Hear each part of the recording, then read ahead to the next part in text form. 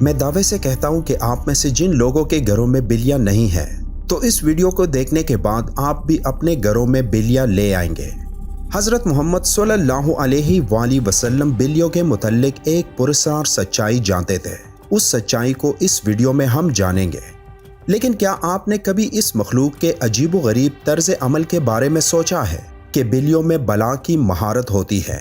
یہ ذہین بھی ہوتی ہے اور ان کا ایک ایسا راز بھی ہے جسے آپ سننے پر چونک جائیں گے کہ جو مخلوق ہمارے ارد گرد 24 گھنٹے موجود ہوتی ہے ان کا یہ راز آج تک ہم کیوں نہیں جان پائے۔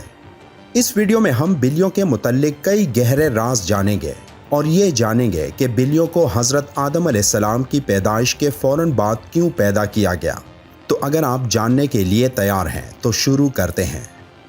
ایک سٹڈی کے مطابق بلیوں میں ایک خاص طاقت ہوتی ہے جو کسی اور جاندار میں نہیں ہوتی۔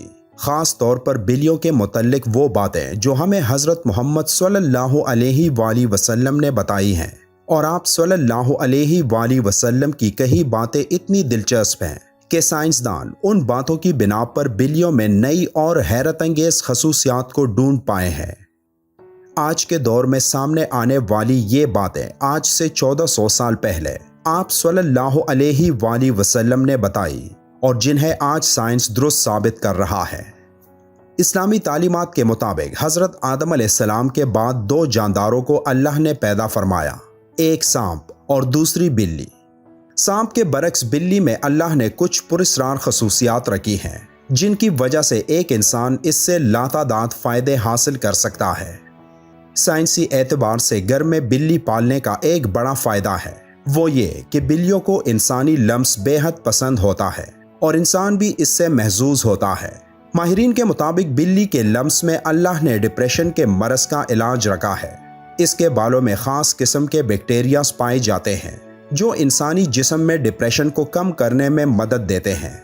بلیوں کے بارے میں سب سے حیرت انگیز بات کا ذکر ہم آگے کرنے والے ہیں، لیکن اس سے پہلے ہم یہ جاننے کی کوشش کرتے ہیں کہ حضرت محمد صلی اللہ علیہ وآلہ وسلم نے بلیوں کے متعلق کیا فرمایا تھا۔ کئی تاریخی کتابوں میں ایک بلی کا ذکر آتا ہے جس کا نام معزہ تھا۔ کئی مسلمان سکالرز کے مطابق معزہ حضرت محمد صلی اللہ علیہ وآلہ وسلم کی پسندیدہ بلی تھی۔ ایک دفعہ آپ صلی اللہ علیہ وآلہ وسلم ایک مہم پر اپنے لشکر کے ساتھ جا رہے تھے کہ اچانک ان کے سامنے ایک بلی آ گئی جو کہ حاملہ تھی۔ آپ صلی اللہ علیہ وآلہ وسلم نے اپنے پورے لشکر کا رخ دوسرے راستے پر موڑ لیا تاکہ اس بلی کو تکلیف نہ پہنچے، اور ایک صحابی کو اس بلی کی دیکھ بھال پر مامور کر لیا اور حکم دیا کہ جب تک یہ بلی بچے کو جنم نہ دے تب تک وہ وہیں رہے۔ جب آپ صلی اللہ علیہ وآلہ وسلم اس مہم سے واپس آئے تو راستے میں سب سے پہلے اس جگہ پہنچے اور اس بلی کو لیا اور اپنے ساتھ لے گئے۔ اس بلی کا نام آپ صلی اللہ علیہ وآلہ وسلم نے معزہ رکھا، جو باقی تمام زندگی آپ صلی اللہ علیہ وآلہ وسلم کے ساتھ رہی۔ ایک دفعہ آپ صلی اللہ علیہ وآلہ وسلم اذان کی آواز سے فجر کی نماز کے لیے اٹھے اور نماز کی تیاری میں مصروف ہو گئے۔ پھر جب نماز پڑھنے آئے تو دیکھا کہ ان کے مصلے پر وہ بلی سو رہی ہے، تو آپ صلی اللہ علیہ وآلہ وسلم نے ایک کینچی لی اور اس مصلے سے وہ حصہ کاٹ دیا جہاں وہ بلی سو رہی تھی تاکہ اس بلی کی نیند خراب نہ ہو۔ احادیث میں اس معزہ بلی کا ذکر کہیں نہیں ملتا، لیکن کئی تاریخی کتابوں میں اس کا ذکر موجود ہے۔ ایک حدیث کے مطابق حضرت محمد صلی اللہ علیہ وآلہ وسلم نے بلیوں پر ظلم و تشدد کرنے اور قتل کرنے سے منع کیا ہے۔ ایک دن حضرت ابو ہریرہ رضی اللہ تعالیٰ عنہ کہیں جا رہے تھے کہ آپ رضی اللہ تعالیٰ عنہ نے دیکھا کہ گرمی کی شدت سے ایک بلی دیوار کے ساتھ چمٹی ہوئی ہے، تو انہوں نے اسے اٹھا کر گرمی سے بچانے کے لیے اپنی آستین میں چھپا لیا۔ انہوں نے محمد صلی اللہ علیہ وآلہ وسلم کو بتایا کہ کیوں انہوں نے ایسا کیا، تو حضرت محمد صلی اللہ علیہ وآلہ وسلم نے کہا کہ ایک عورت کو اس لیے جہنم سے بچا لیا گیا کیونکہ اس نے ایک پیاسی بلی کو پانی پلایا تھا۔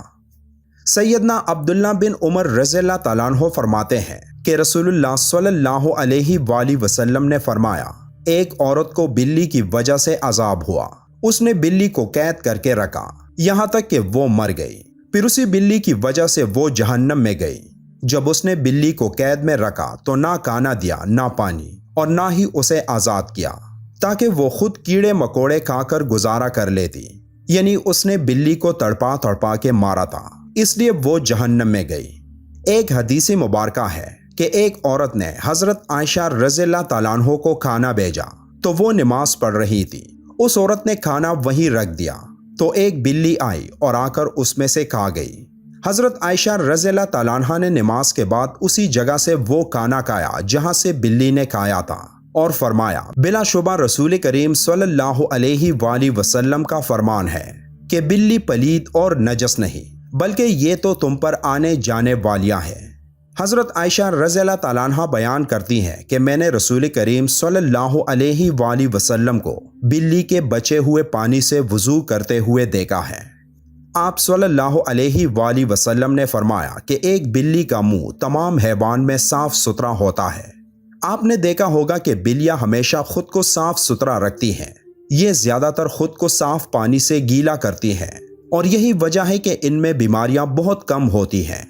اسلام میں بلی کی بہت اہمیت بیان ہوتی ہے، لیکن صرف اسلام میں ہی نہیں بلکہ قدیم مصر میں بھی بلی کو اہمیت حاصل تھی، یہاں تک کہ اس دور میں کسی بلی کو تکلیف دینا یا قتل کرنا ایک انسان کے قتل سے بڑی سزا سمجھی جاتی تھی، کیونکہ قدیم مصریوں کا یہ ماننا تھا کہ بلی ایک انسان سے زیادہ رتبے والی مخلوق ہے۔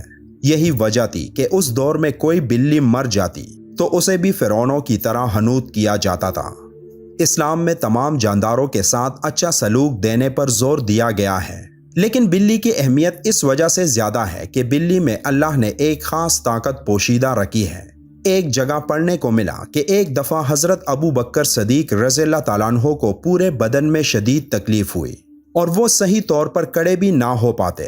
وہ تکلیف اتنی تھی کہ آپ رضی اللہ تعالیٰ عنہ کو نماز پڑھنے میں بھی دشواری تھی، یہاں تک کہ ایک دن آپ رضی اللہ تعالیٰ عنہ نے ایک بلی کے بچے کی جان بچائی جب کچھ وحشی جانور اسے مارنے کی کوشش میں تھے۔